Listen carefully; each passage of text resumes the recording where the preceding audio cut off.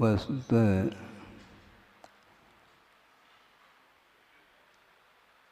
धर्म और अधर्म इन दोनों के विषय में गहराई के साथ समझने की आवश्यकता है।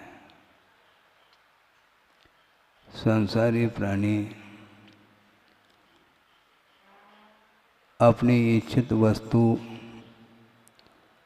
जिसके द्वारा प्राप्त कर लेता है उसको वह मित्र के रूप में स्वीकारता है,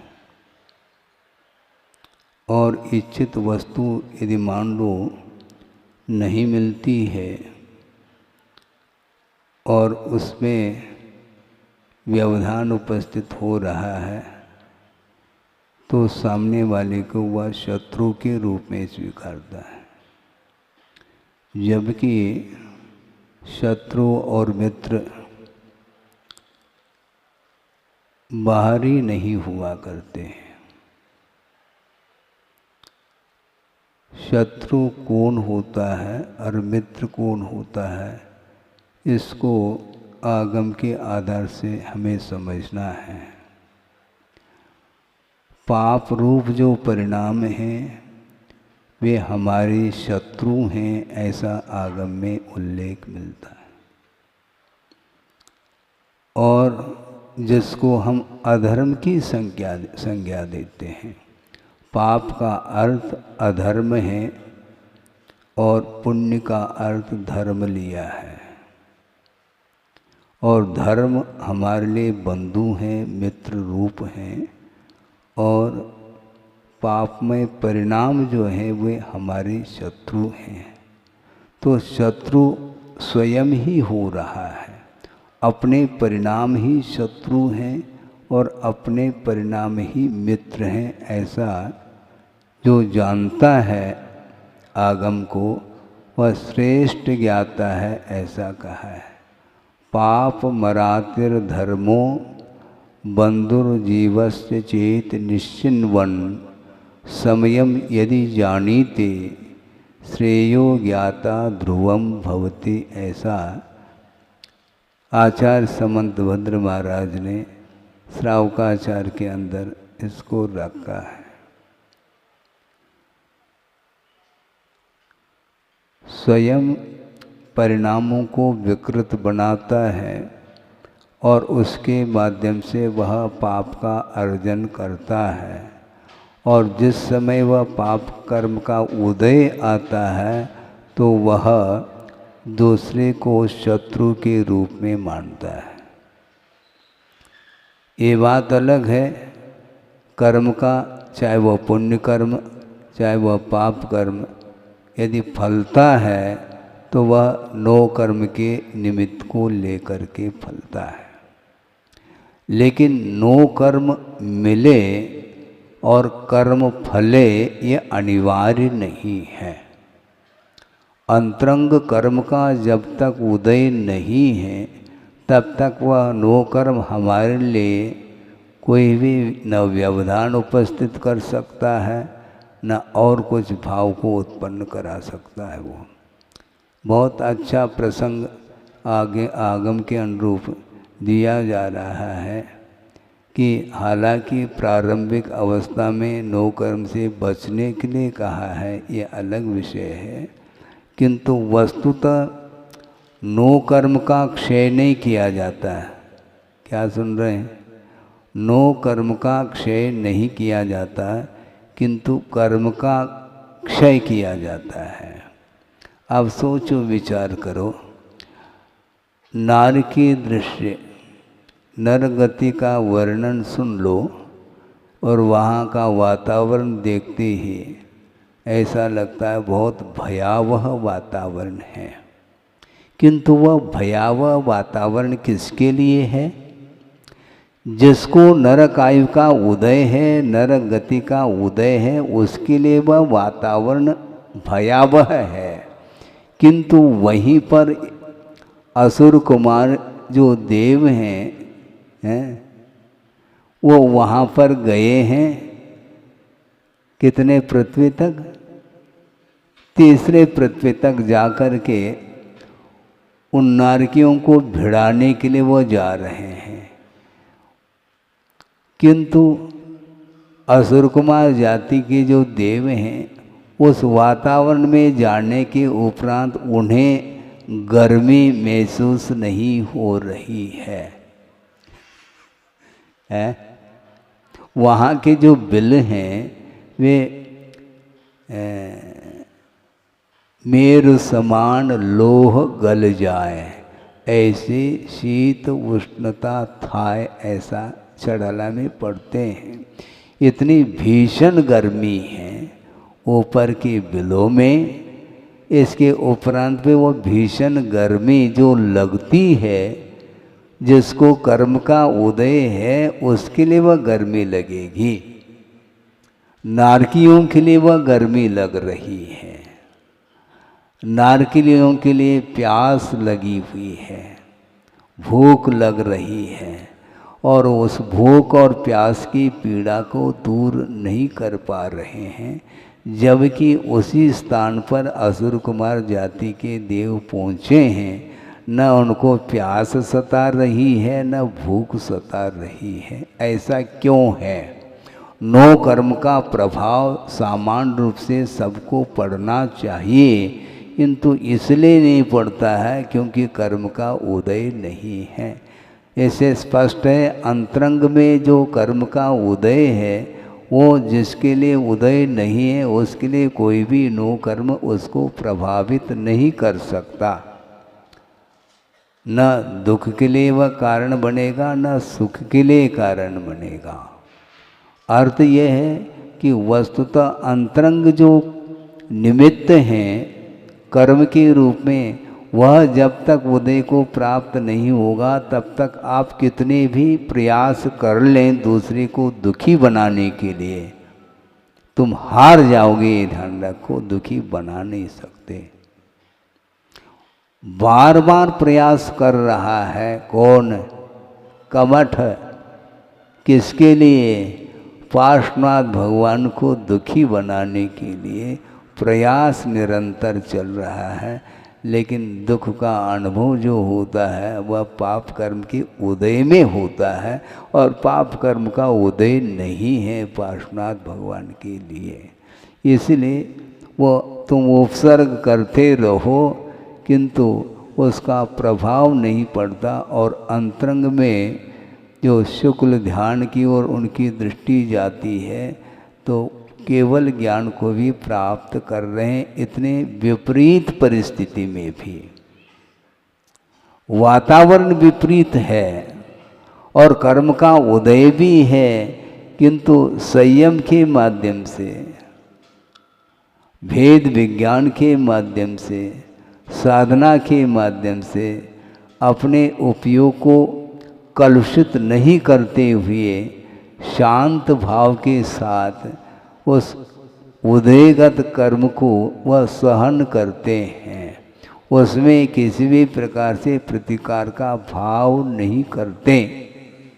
उपसर्ग जो कर रहा है उसके प्रति शत्रुता का भाव नहीं रखते, क्योंकि शत्रु दूसरा नहीं है, अपने किए हुए पाप में परिणाम शत्रु हैं। इसलिए पार्श्वनाथ भगवान कभी भी कमठ को शत्रु के रूप में नहीं देखा। यदि शत्रु के रूप में देखते तो उन्हें केवल ज्ञान उत्पन्न नहीं हो सकता।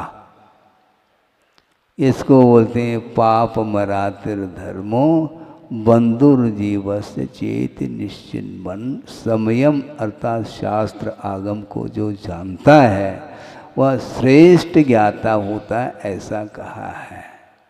और स्वयं इधर गुरुदेव हाइकू दे रहे हैं, बहुत प्रासंगिक हाइकू आपके सामने रख रहा हूँ कि तुमसे मेरे कर्म कटे, मुझसे तुम्हें क्या मिला।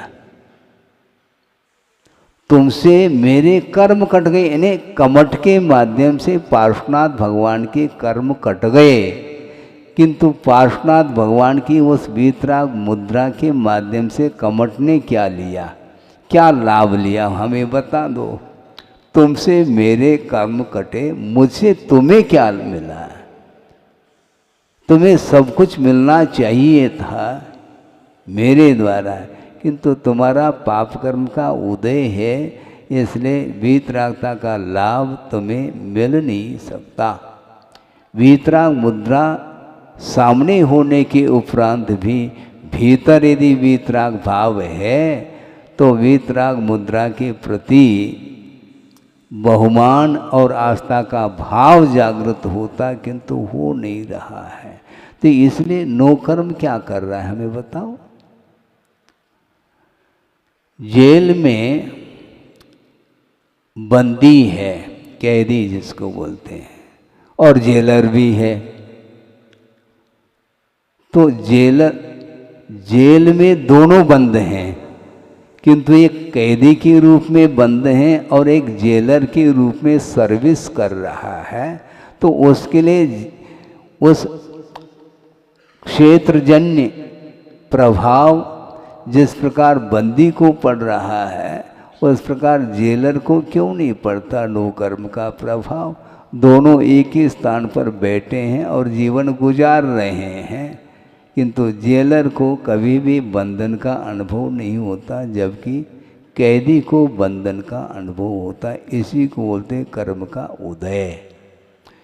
शुरुआत में भले ही साधक के लिए नो कर्म से विपरीत वातावरण से बचने के लिए कहा है, किंतु आचार्य और कहना चाहते हैं तुम कब तक बचोगे, कब तक उस वातावरण से भागते रहोगे।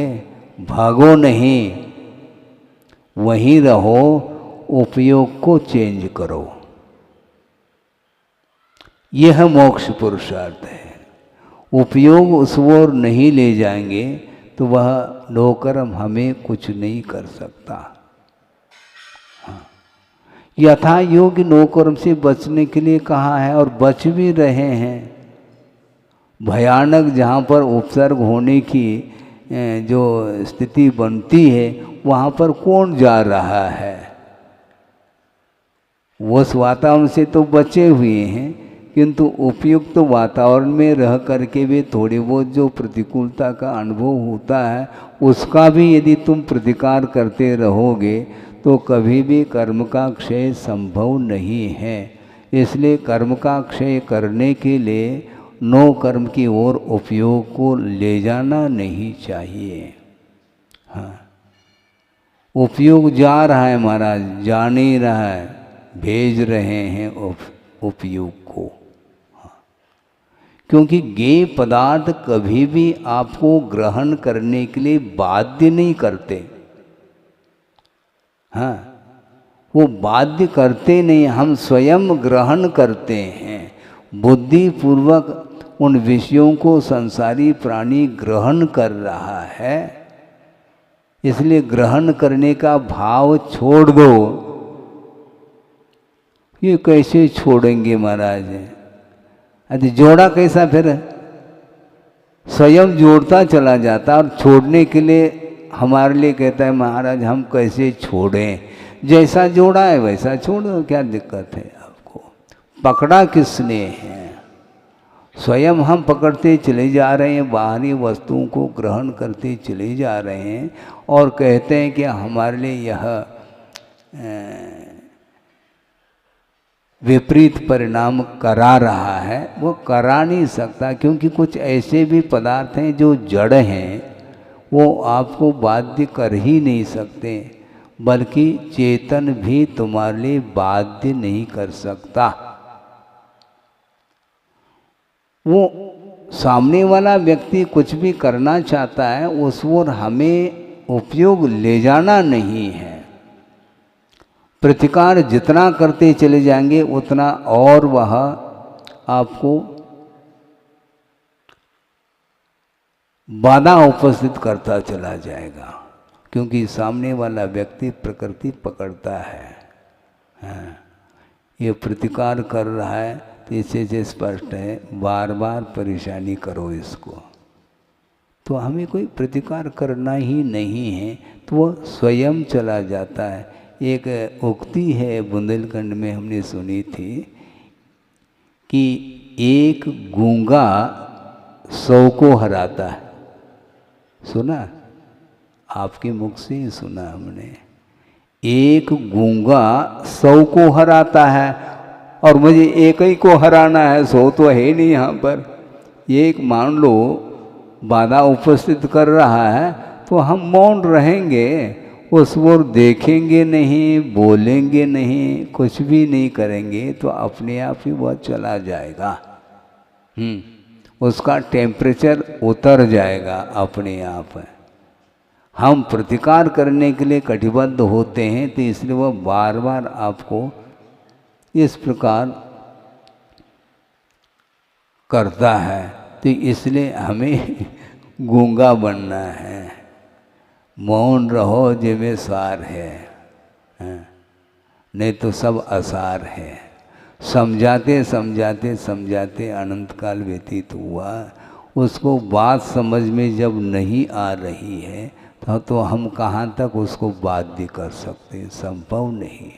वह स्वीकारना नहीं चाहता है और हम जबरदस्ती कर रहे हैं। जबरदस्ती करो नहीं। इसलिए गुरुदेव बार बार कहते हैं समझाना ज़्यादा ठीक नहीं, समझाना अच्छा नहीं, समझना अच्छा है। स्वयं को समझना है और अपना काम करके चले जाना है। समझने के लिए कोई खड़ा ही नहीं, बल्कि सामने वाला व्यक्ति समझना नहीं चाहता, समझाना और चाहता है। समझाना और चाहता है तो भैया हम समझ सकते हैं आपसे जब आवश्यकता पड़ जाए। अभी हमें आपसे समझने की आवश्यकता नहीं है, क्योंकि गुरुदेव ने जो समझाया है वो बात समझ में हमें आ गई है। जब विस्मृत हो जाए तो आपको हम पूछ लेंगे, हम समझा देना, उस समय हम आपको याद कर लेंगे। हमें अभी कोई आवश्यकता नहीं है। आगम के अनुरूप, गुरु के अनुरूप जो हमें ज्ञान मिला है उतना पर्याप्त है। ज्ञान का सदुपयोग करो। उपलब्ध जो क्षोभम है उसका यदि हम उपयोग नहीं करते हैं और निरंतर राग द्वेषादि परिणाम,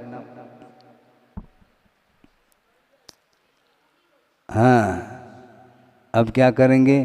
बैठो आप शांति से, हम भी शांति से बैठेंगे। अब समझाना क्या हो सकता है? संभव नहीं है।